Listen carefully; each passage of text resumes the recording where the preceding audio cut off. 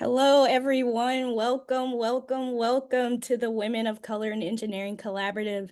We're going to give it just a few minutes for folks to hop on, but if you don't mind dropping in the chat, where are you calling in from? So rep your state, rep your city. Let us know where you're tuning in from.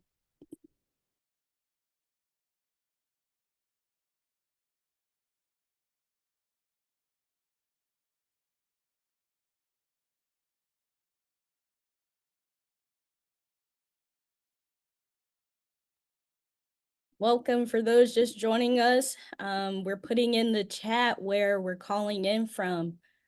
Repping our home state, our home country, city. Let us know where you're calling in from.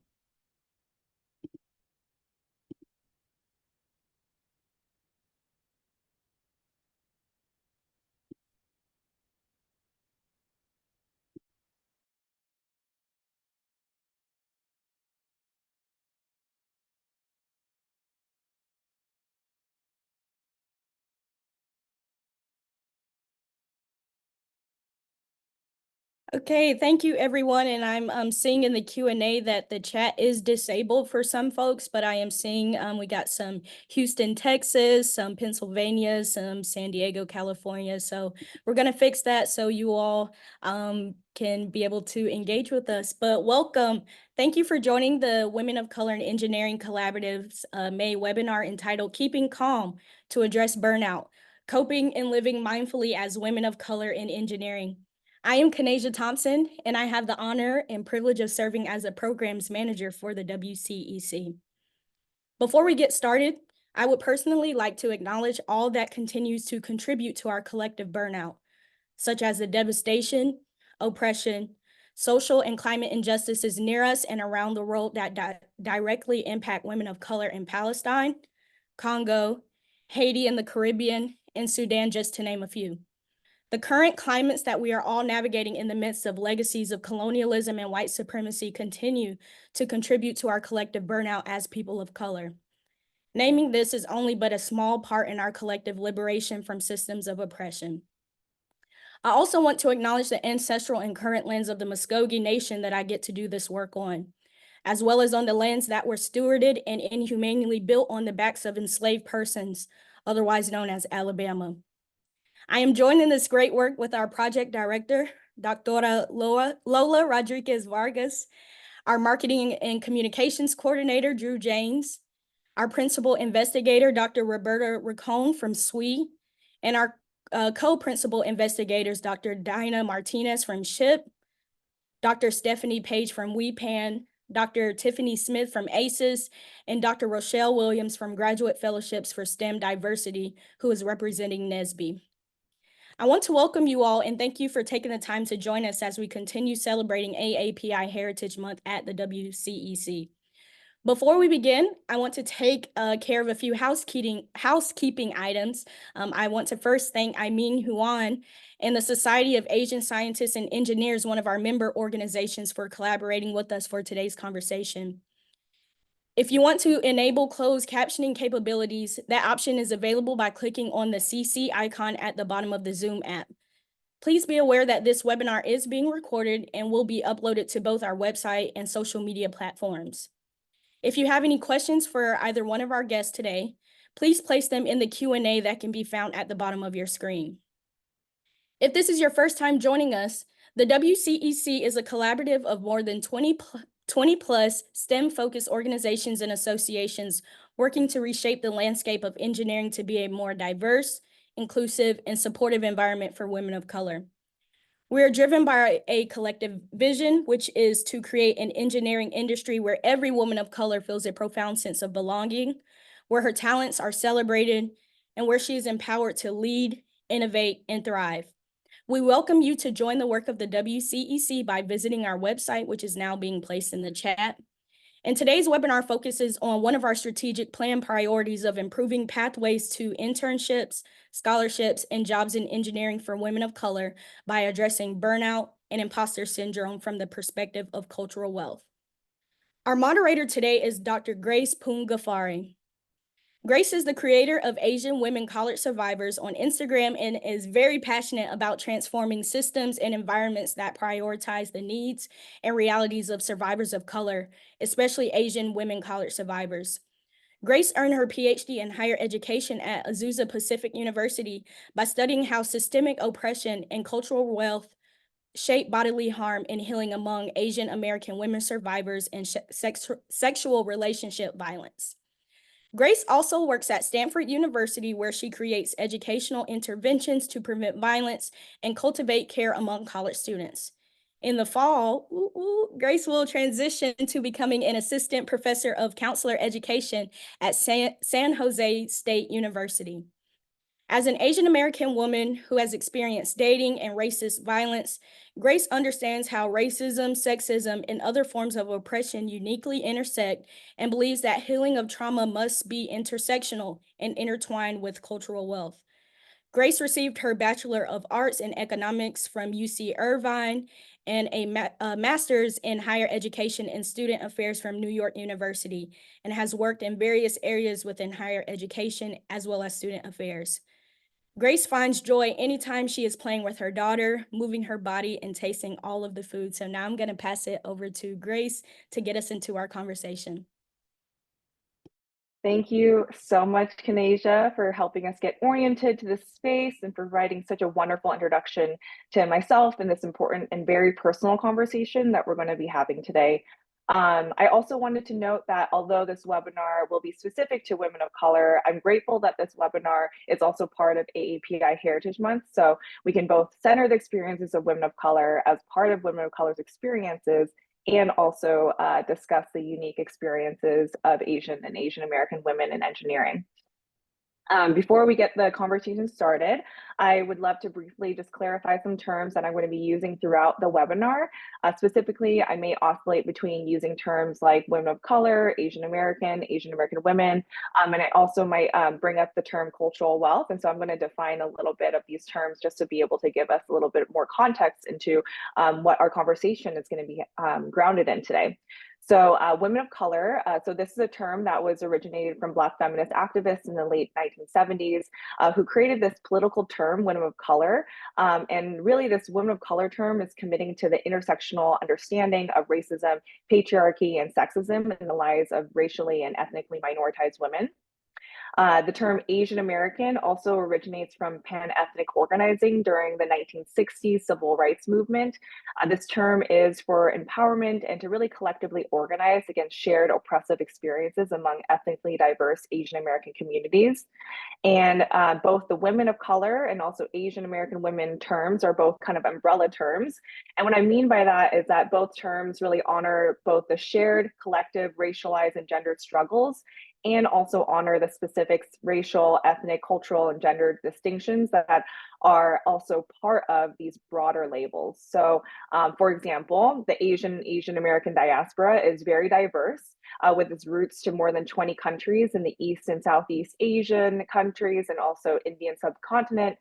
We have diverse colonial, imperial immigration histories, languages, cultural traditions, socioeconomic statuses, etc. And so it's important to be mindful of both the distinctions that are in these umbrella categories, but also the pan understandings of the struggles that we are also collectively organizing within these type of labels as well. When I also use the term women, I also mean cisgender and transgender women as well. The term cultural wealth really also comes from Yoso's work. And the work that Yoso talks about is really how community cultural wealth is accumulated assets and resources that are in the histories and lives of communities of color. What I mean by that is that we have such great assets and knowledge that we have had from generations before us, generations after us, to really actively resist against white dominance and also navigate obstacles in hostile environments that we're constantly navigating in real time. So examples might be like collectivist practices that a lot of our communities come from, maybe a lot of linguistic diversity to be able to navigate how to kind of code switch or different ways and forms of expression and language.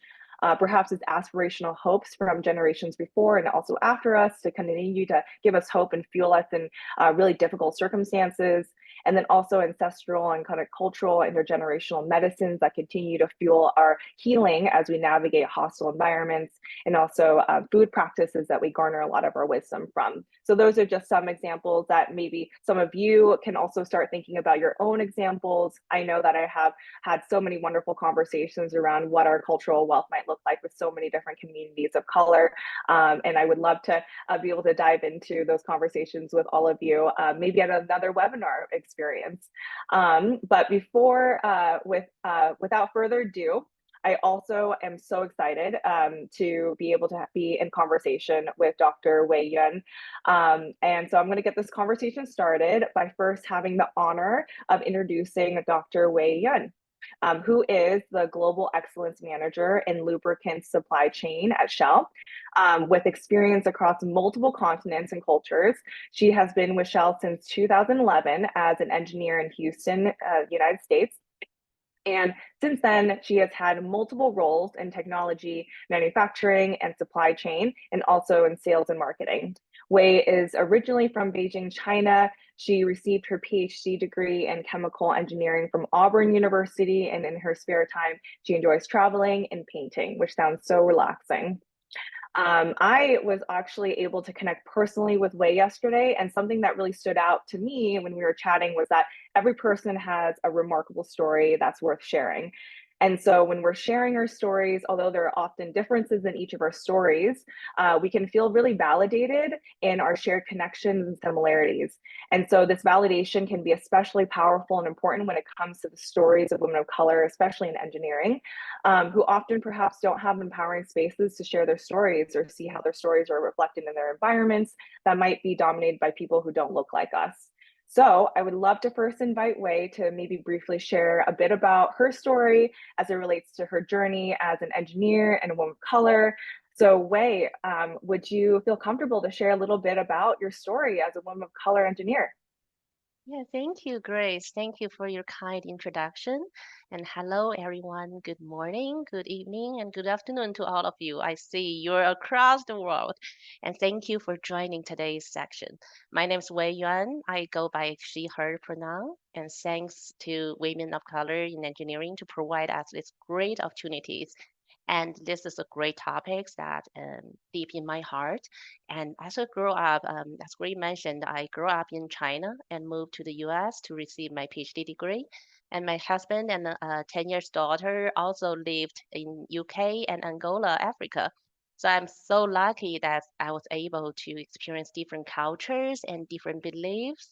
And there are a lot of moments that I doubt myself. I frustrated due to burnout at school, at work, at home, especially in this male dominated world of engineering.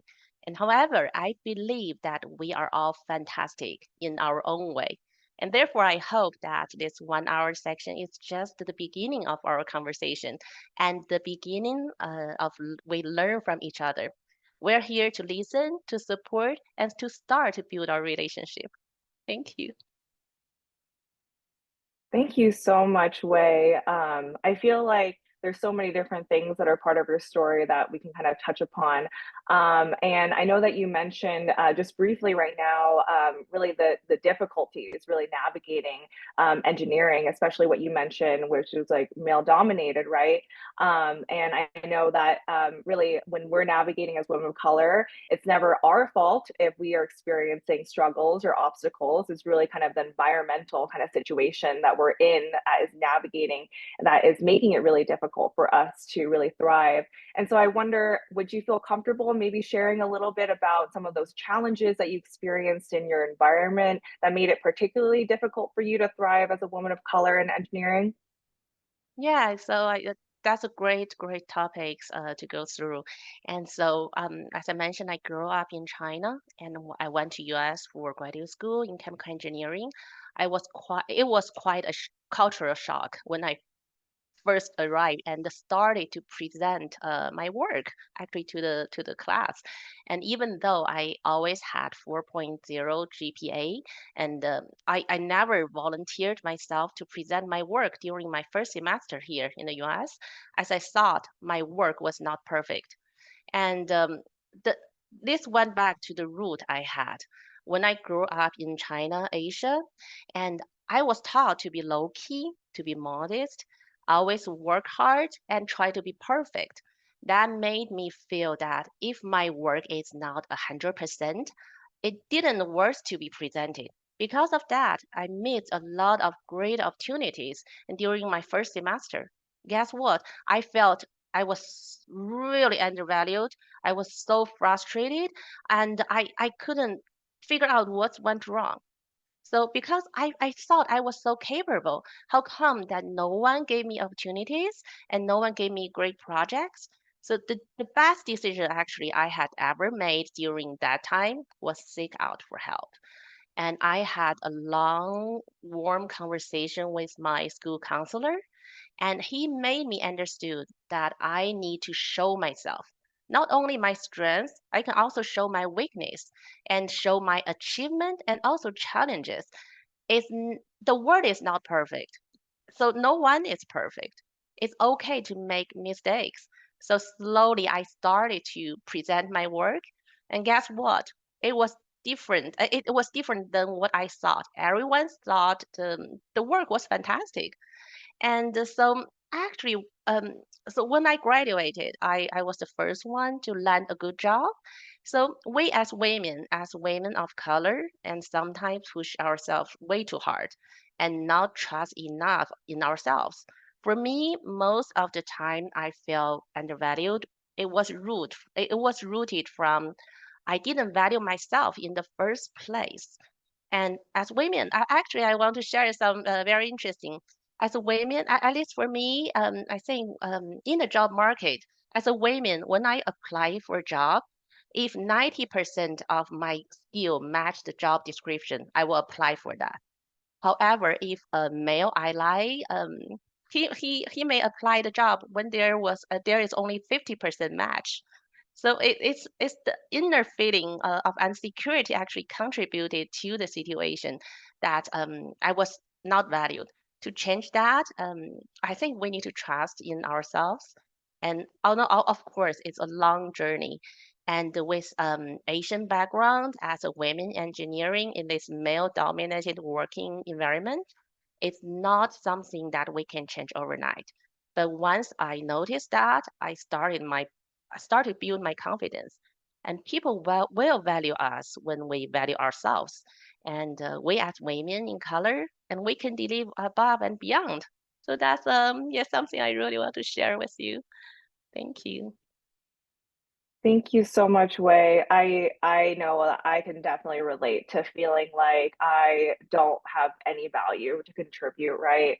I know we share very similar kind of cultural backgrounds, being both Chinese, and obviously our story is uniquely our own. We don't represent the entire Asian diaspora per se, but I do feel like there are a lot of kind of cultural components that kind of relate to really wanting to kind of perform and really be able to represent our community really well.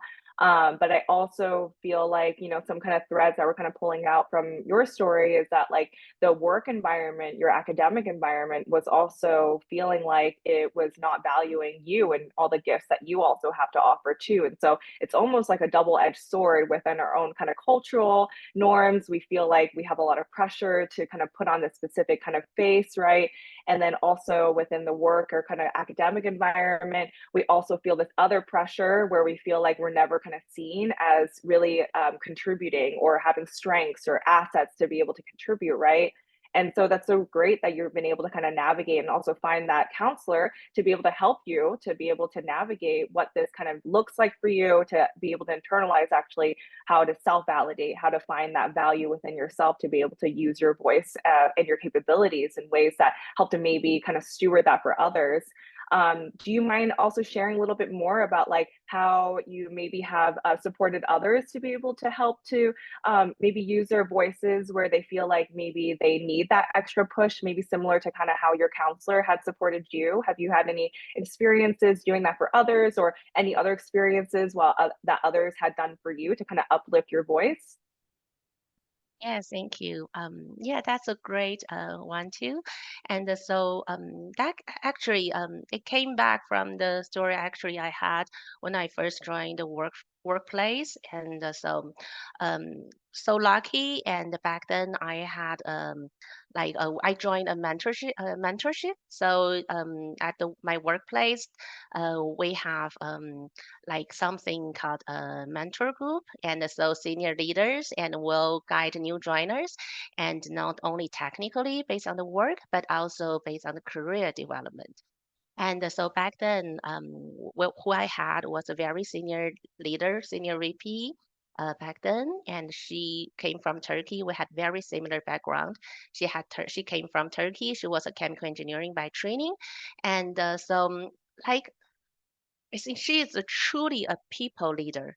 And so I see she believes in like he believed in like helping people, women help women and give opportunities. And I was given opportunities, and was given projects. And luckily I was capable to make it shine, like deliver the project very well.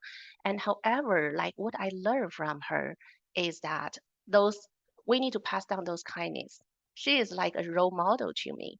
And so for those, actually, I may not be able to pass down her wisdom, but I can pass down her kindness for sure. So that's why, like, for when when new joiner join the workforce, I always make it very highlighted to them that build a relationship at work is critically important. Have a mentorship that can not only learn from the mentor but also from the peers, because the relationship in the workplace is very important. I couldn't emphasize it more. And I believe in health competition and mentorship in the organization setup.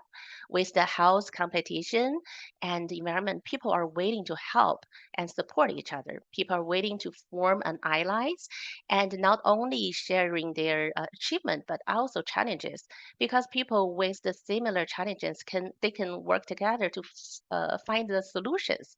And we are all actually social animals. And what do we like most now is social media, right? Before social media, what do we do? Is just we sit down and talk. Through this, we get to know each other. We understand what are our challenges and the struggles. So that's why, like, in the organization environment, from mentorship is very helpful. That's why, like, when there's a new joiner, I always invite them to lunch if possible, and then introduce them to the right mentors that can provide them some direction. And also, I mentor new joiners too. So that's myself. I think the relationship and mentorship in the organization, no matter at school or at work, are critically important. Yeah. Thank you for mentioning that. I would definitely have to agree. I feel like in so much of our culture, we're socialized to think that we have to make it as an individual, right? Like everything is a competition against one another. I'm sure, especially also in engineering, it could be very kind of cutthroat, right? And so being able to kind of cultivate those relationships and kind of be able to really seek that social connection is a way to also, I feel like, disrupt that kind of status quo of like feeling like as an individual, I need to be isolated to be able to compete with one another and to kind of be able to hold my own and kind of be able to step on others to be able to make it can be very quite different than really also that kind of what you speak of, that mentorship, be able to go out of your way to kind of invite to lunch, be able to connect to others as well. Have you found that it has been difficult at all to kind of cultivate those connections? And if it has, like, have there been like strategies that you want to share with folks that are on this webinar around like how to maybe get over some of those like obstacles for those kind of connections or those mentorship points? Like, what if there isn't a formal program to kind of receive that mentorship? Or what if there isn't really that many women of color in their organization? Like, what can folks be doing? Yeah, thank you. So for that, actually, it's go back to like during for that, it's the reason why the mentorship is not there. And so there are some very like organizational culture that's difficult for new joiners, even experienced joiners, to navigate through. And so I mentioned about competition because I believe in health competition. However, there are some unhealthy competitions can really toxic, create a toxic environment because the new joiners and are left alone by themselves. They just can figure out the work by themselves, and also the employee growth and development were not well recognized. And if there is no mentorship or you can't find someone can help you, support you, that means the company has the don't have this healthy culture of helping each other. I was so lucky when I start to work. I have technical mentors, and as I mentioned, and also leadership mentors guide me career. And because of the health competitive environment we have, people willing to help. However, and people in the toxic workplace may find themselves left over to figure out work by themselves and are not provided proper mentorship or resource. And this also another element to this is working hours.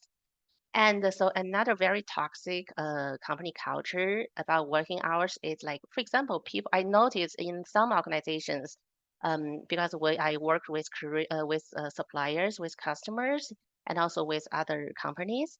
And so I noticed a lot of people work through lunch. And also people work late on the weekends and they go home late. And some people even afraid to have sick leave when they really need it. And like, if of course, this is a personal choice. Take me, for example, I have global roles, and that's why I chose to work early hours. But I get my time back in the afternoons and in the evenings. And so that's why, however, if people open to work through lunch, it's either because they don't feel they have time to stop working or believe management doesn't condone taking breaks. So, and also like if, for example, a lot of people work late, majority of the team, like 90%, work longer hours and also work through weekends, and then that is something we need to be very careful about. With that, actually, I think there are three elements that can really help us to navigate through this. And if we can't find a good mentorship, but even with a good mentorship, this can be really helpful. It's first know the policies and our rights. So as I mentioned earlier, we need to care about ourselves and start with know our rights and the policies of where we are. We don't want to break the rules, but if we need to guard ourselves based on the rules. So I had a really sad example to share. It happened to a girl I knew back in graduate school. She also came. She came from Asia, and from Asia, and she came to U.S. Together with her husband to pursue her PhD, also in engineering. What happened was she got pregnant during the second year of the PhD research. However, her advisor fired her during her pregnancy. So implying that her maternity leave will slow down the research program and a commitment. Luckily, she found another advisor to continue her PhD research. She had a happy ending. Her story had a happy ending. However, what if it didn't? And so it's important to know what's our rights and what's the policy. Because back then, because she was new, she didn't got chance to understand what's the policy or how to protect herself. So she just took it, just took the reality and moved on. So it's very important that we stand up to ourselves and seek for help when we need. And the second is set our boundaries. Be honest to our feelings. Um, for for example, like for those toxic company culture, as I mentioned earlier, um, like unless we unless we speak up, no one knows. Like I mentioned, I sit in a global team. That means no matter when there is someone in the world is working. And so I constantly will receive emails, calls, and it will flow in. when I first started, I was afraid to reply those emails calls late because I don't want to make people feel bad about me, have bad branding. And so that's why I work around the clocks and days and nights. Actually, it was my manager back then noticed that I work like weird hours, like crazy hours. So he had this conversation with me.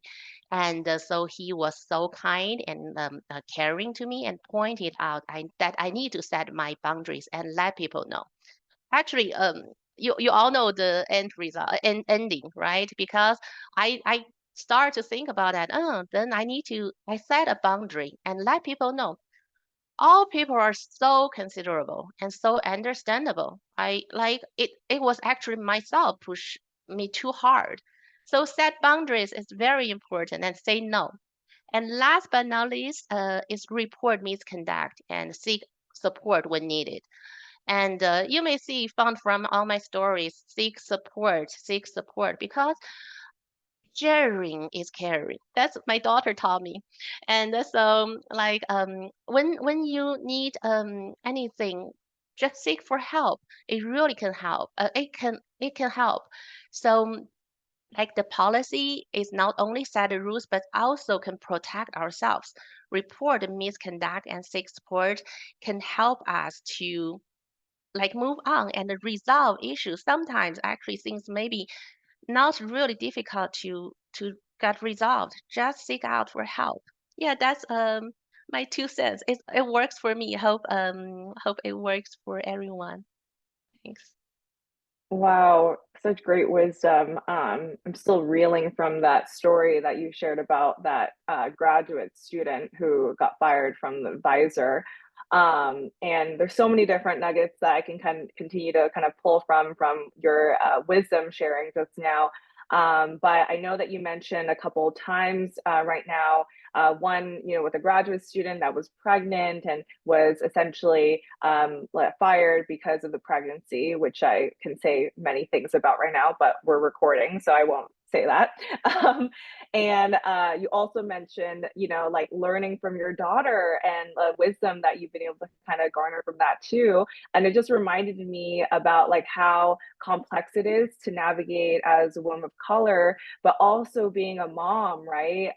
And so I would love to hear, and I'm sure many people in our audience would love to hear, like, how do you navigate like bringing your whole self to the workplace, navigating, being able to also juggle the responsibilities of your whole life, not just work, but also your commitments to your family, your commitments to your daughter. What does that look like for you? And what are some negotiations that you've had to kind of think about that have been unique to your experience as a woman of color and a mother?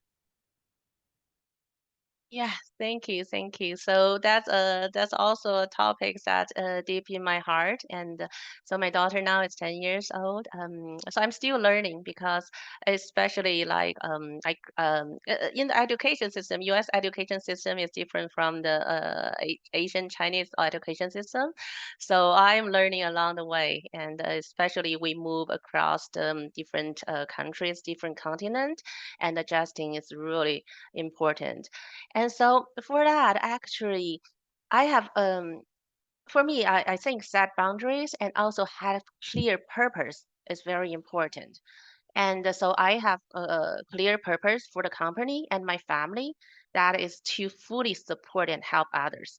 Because of the first mentor circle I joined, and I still remember this the senior Turkey lady and Turkey leader, and what she taught me and showed me actually influenced me even today.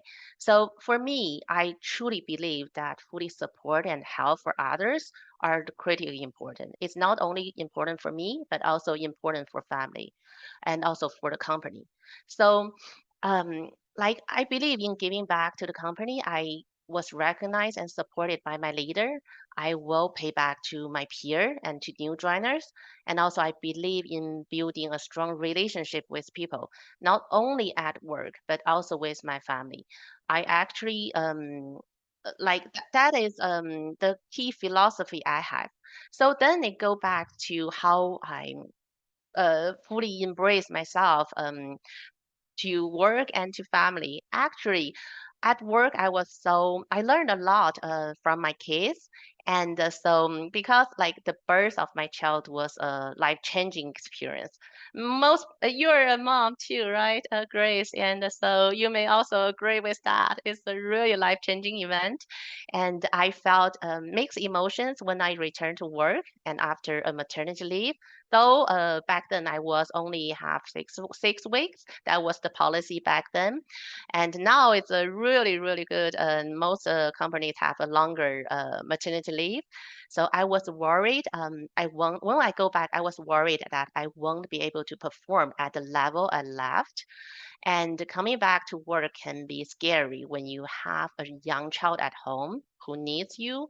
And as a new mom, we can feel guilty. We can doubt about whether we're making the right choice and whether we can bring the same value to our companies before we left. So, but I have learned since returning to work that this doubt, unnecessary reality. And because as women, we always doubt ourselves, but in reality, actually, it may not be the case. I learned that many of the new skills and responsibility I gained become a mother actually were transferable, and it can be transferred to work, and in fact made me a more effective leader and effective colleague. And so there are three things I found really really help me a lot. The first thing is motivation, and that changed me a lot. So motivation, I don't need external motivation to do my work anymore. And because my daughter and the time with her to me is the most important thing. So I get my work done no matter what. And no matter I feel motivated or inspired, it's always get done. And because if I can't finish my work, my responsibility at work, I need to stay longer. So like I don't need any motivation. I get things done. And the second things I found change or like really help me is the time management. Is I can multitask, or most moms can multitask at a level that you never know could possibly can before. So when you have a family and a house to run and plus a career to grow, and you learn to utilize every minute of the day and prioritize pretty quickly. And also, I don't afraid to say no anymore because I know what's my priority at home and also at work. And saying no is no longer is a scary thing anymore. So the third change is the adaptability and flexibility. So like newborn babies, their schedule is they change their schedule as quick. Their schedule changes just as quick as the expiration date of our milk, right? So as a new mom back then, I learned quickly that you couldn't predict your day. And so you may receive a phone call from the daycare that your daughter is sick, and you need to handle that, priority that. So let's build adaptable laser focus while effectively multitasking. So I start to recognize that all the details of everything. For example, if my daughter in a room, I start to it's like a radar. I know where are the dangers. I will like hide it or try to navigate her away from that. And it's the same that capability or that skill. We call it skill. That skill actually is transferable to the work because we then find details so fast, and so we can focus on okay, what are the priority? What are the details that make things work? And so for that's really changed a lot. So also one last thing I want to emphasize is my personal choice to continue to work. And however, there are a lot of there are a lot of my PhD colleagues and also classmates. They decided to stay home as a mom. Some people would say, "Oh no, you spent like 5, 6 years to get your degree, and then you gave up, become a mom." And like that's totally wrong. And these stay-home engineering mom are so brave, even braver than me. And they use their knowledge to educate the next generation of Americans and the next generation of people of color. And so they are the one changing the world because mom are the best teacher to our children. So I really, really appreciate those moms. That's a hard decision.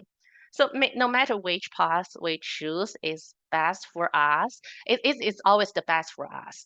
And but don't forget, seek for help because there will be issues. Nothing like there will be challenges, and don't ignore your family support, your society support, even your workplace support, and also in order to get those support, we need to build those relationship, right? So start to build a relationship gradually, and then when we need support or we can support others, and there is a path, there is a route. So yeah, that's from me. Thanks, Grace. Thank you so much, Wei. I love that you brought it back full circle, back to the power of relationships, that we really are never alone. And it's a fallacy to think that we're need to kind of do things by ourselves, right? And so it is so important, the power of relationships, because if you're struggling, that means I'm struggling. If you're doing well, that means I'm doing well. It's like what I always say. I love that you brought up also about how there's so many transferable skills of being a mom. I have a 3-year-old, almost a 3-year-old daughter myself, and I have found both in the struggles of navigating being a working mom, but also knowing that like actually there's so many assets and strengths to being a mom, and knowing how to transfer some of that wisdom to the work I'm doing has been tremendous. It's actually been my main inspiration. And I always say that my daughter is my greatest teacher. So I love that you just brought that in. I would love to actually kind of follow that thread a little bit more. I feel like so many times in our workplaces, we are constantly told that our backgrounds, our cultural backgrounds, our communities are kind of barriers or deficits, right? That we should be kind of acclimating to the environment that we're at, whether it be a white dominant environment. And we're told that what we bring is not necessarily going to help us necessarily within navigating the work culture, right? And so, similar to being a mom, right? Where it's like we're told that like being a mom is like now, you don't have enough time to dedicate to your work, right? Or you're constantly distracted, right? But actually, you counter that, and that's actually a strength, right? And so I wonder on the other side, like, are there things in your, cultural upbringing, your communities, your experiences, growing up that you feel like are actually assets that you've learned have been really helpful for you in navigating the workplace, that are often maybe not seen as strategies or wisdom, and that's something that you might want to be able to help others maybe reflect on their own cultural backgrounds to see how they can kind of think about like ways they can transfer some of their knowledge or experiences to navigating the work environment that they maybe have otherwise maybe not thought of in the past. Do you have any experiences or stories that you want to share about that? Yeah, thank you for that. Actually, that's great one too. So for that, it's like in at least in my background, in my Chinese background, so we always be taught to put our heads down, and so also like follow the rules and be perfect. And in the family, like in not previous generations, mostly women cook, women clean clothes and do the housework. And so when I joined the workforce, and so my husband is also from China. So, however, he is also we have very similar background. So he is also a chemical engineering, have a PhD degree. And he received his PhD degree in the US too, and so we travel around the world. He is different, and so he adapt the culture. It's here, and it's like global culture. And however, there are some sometimes even with that, because for example, when I during at work, I become a team lead first, and then become a manager, and so we manage people. And I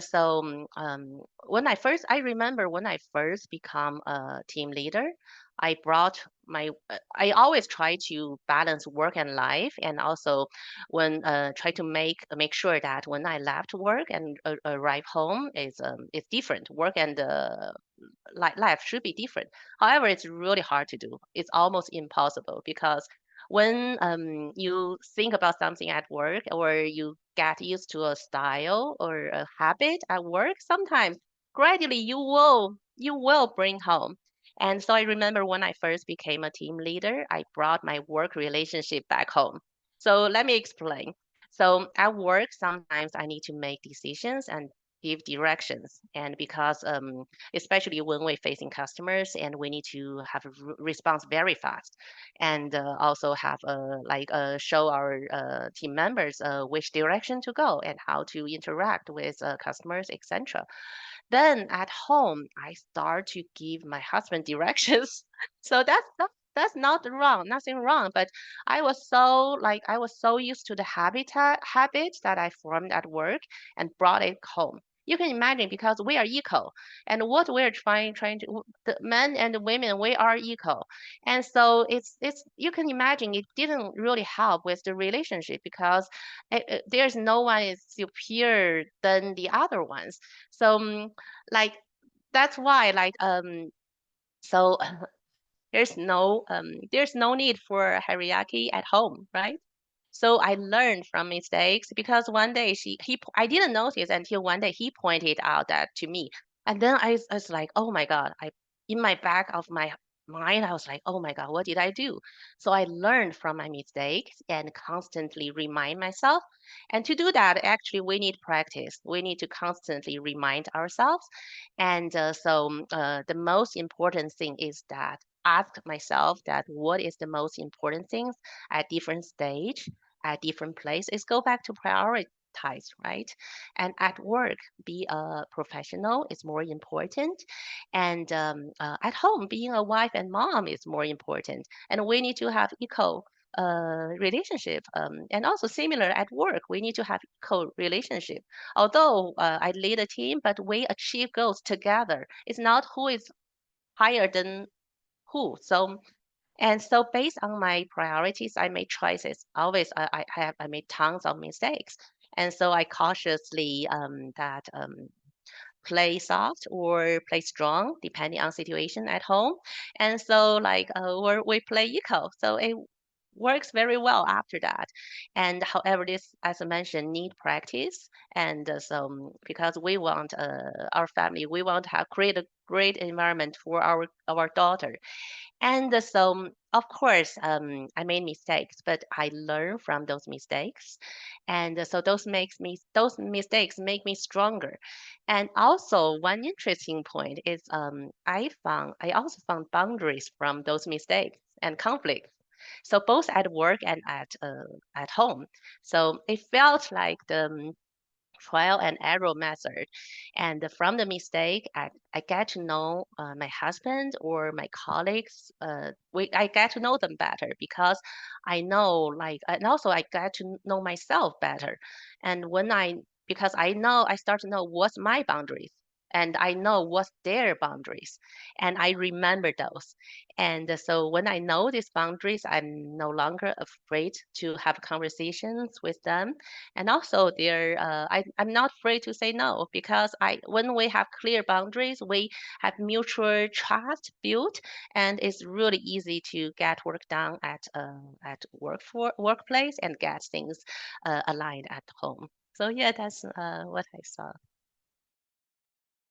Thank you so much. And I feel like now we're going to pivot a little bit to the audience questions, because we actually have a ton of really great audience engagement. I'm really excited to go through them. So what we did was actually we combined some of the questions. So we really appreciate everyone for contributing questions because we want to try to get to as many questions as possible. So we try to theme it and kind of combine it. So most of your questions are going to be represented in a few of these questions, right? So the first question that I want to ask you, Wei, is this relates to actually the kind of beginning of our conversation, is like, how do you differentiate between when burnout comes as a result of a white or man-dominated environment versus like a deficiency or shortcoming on your part?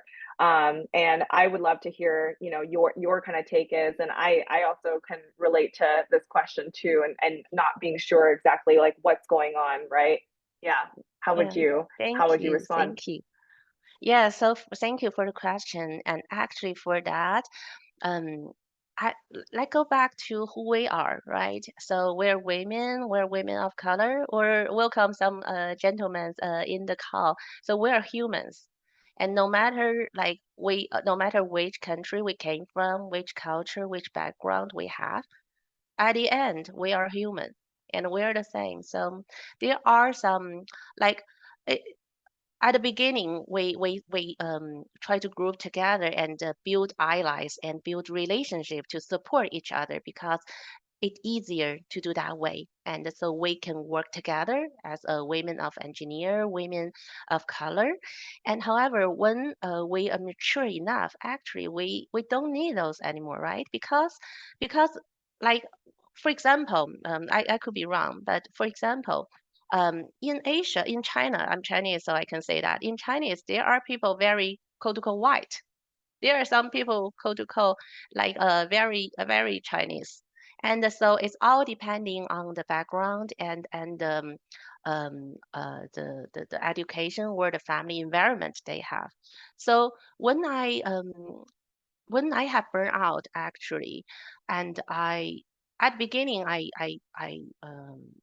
would thought it will I would think from the raw root I have, like my Asian background, like male dominated world.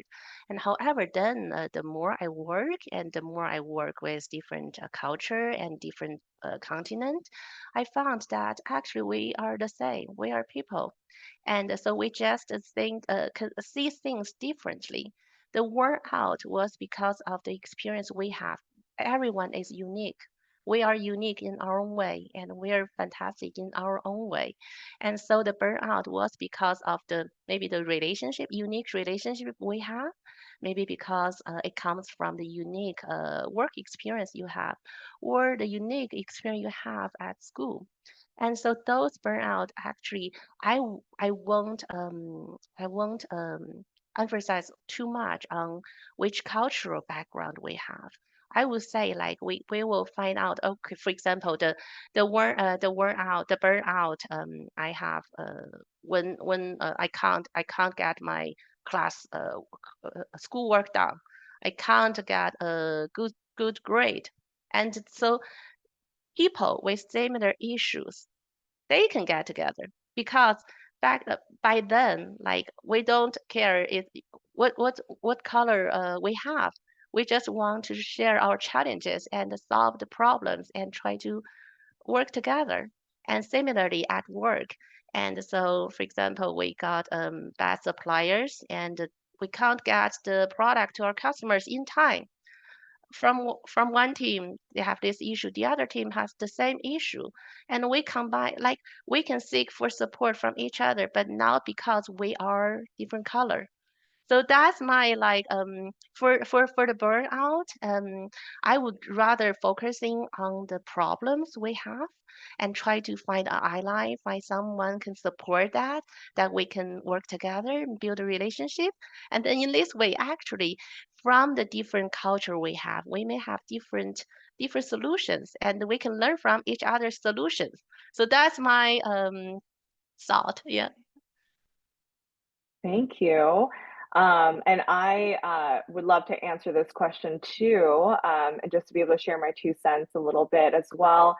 I think for me, as I've navigated different environments too, I think that how I personally can tell the difference is how I'm treated compared to other people. And so, you know, for example, I had a white supervisor, and anytime I asked a question, it was always seen as hostile, where I had my white counterparts ask very similar questions, but it was always seen as curious. And so I often wondered, like, why was my perception seen differently than my white counterparts when we asked very similar questions, right? And so that is how I could tell that there was a difference between my burnout coming from my own kind of shortcomings, right? From naming the label and the question shortcomings, or versus kind of like how the you know the kind of ethos that's kind of pervading through the organization that's making it seem that me as a woman of color is going to be perceived differently, regardless of what I do or say, right? Like, regardless of what I do or say, I'm going to be perceived very differently than my white counterparts, right? Or my men counterparts, right? And so that's something that was a big barometer for me. And I think for me, something that was always really important to keep in mind is the work that I do doesn't meet expectations, right? And so for me, my work was always meeting expectations. And yet I was being nitpicked at for very little things, right? You know, for example, like being late to one meeting, right? Being late to one meeting by 5 minutes, right? Like, why are you nitpicking at a very kind of specific moment when my broader work has been really great, right? And so those are kind of the things that I would maybe encourage everyone to kind of maybe do a personal assessment on, to be able to kind of gauge and see what is going on in your environment. I think we have time for maybe one more question from the audience. Is that true? Am I okay with time? Okay, great. So I think the question that I will choose here is so how do you find a mentor and make time for it when you have an unsupportive manager in a company and when you're new or early career? And also, how do you cultivate relationships in a virtual hybrid environment?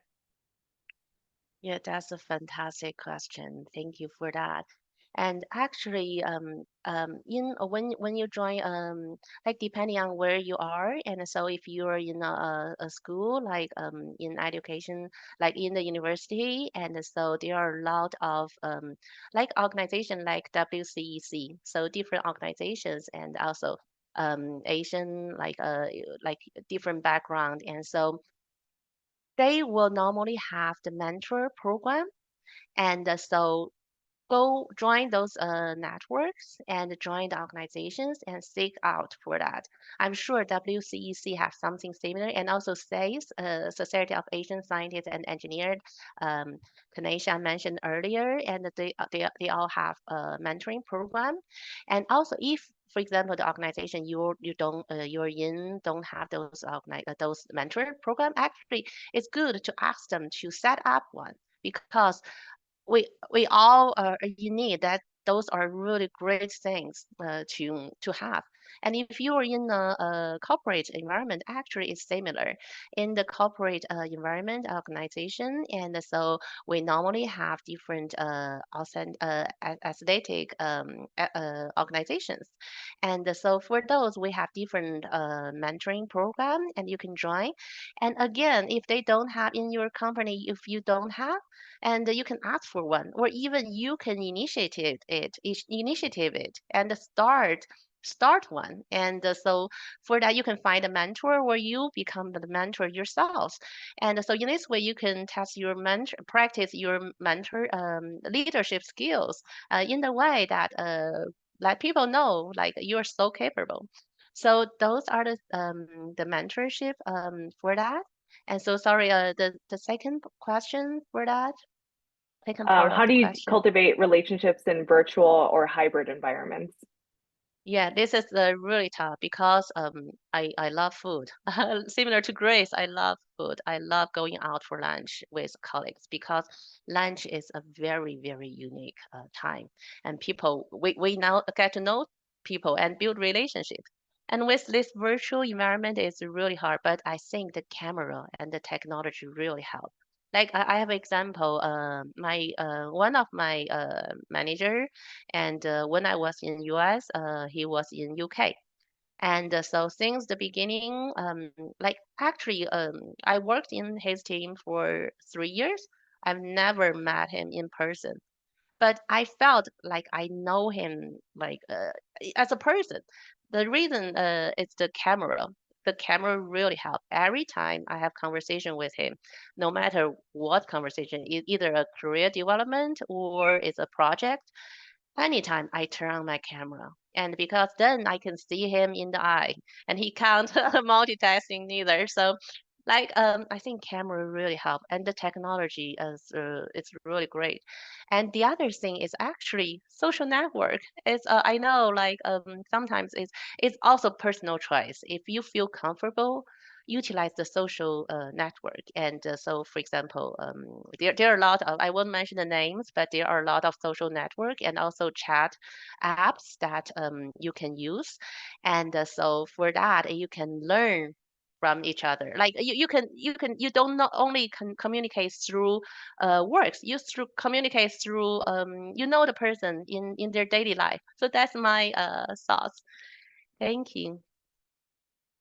Thank you so much, Grace and Wei, for your reflection about cultural wealth, mental health, motherhood, addressing systemic barriers for women of color. I really gauged a lot from you all's conversation, and I'm not an engineer at all. So I'm sure our audience, which a lot of them are women of color in engineering, definitely took away some pointers, some practical tips for how to navigate the field. We invite you to stay connected with our work through our LinkedIn page and websites, which have already been dropped in the chat. You can also connect with our website, which you'll be able to find out about some of our past webinars. You can also sign up for our newsletters, and as mentioned earlier, become more familiar with our strategic plan, as well as stay up to date on any forthcoming projects and programming. So there was a question about how to find mentors. We'll be coming out with a profiles database pretty soon and resource center, and of course our webinars and travel stipends. So there's a lot happening here at the WCEC, and we're just thankful that you decided to take out an hour of your day to share with us in celebration of AAPI Heritage Month. As mentioned, this is recorded, so you all will be able to have access to it in the next few weeks. So thank you again for joining us, and have a great rest of your day. Thank you. Thank you so much. Bye.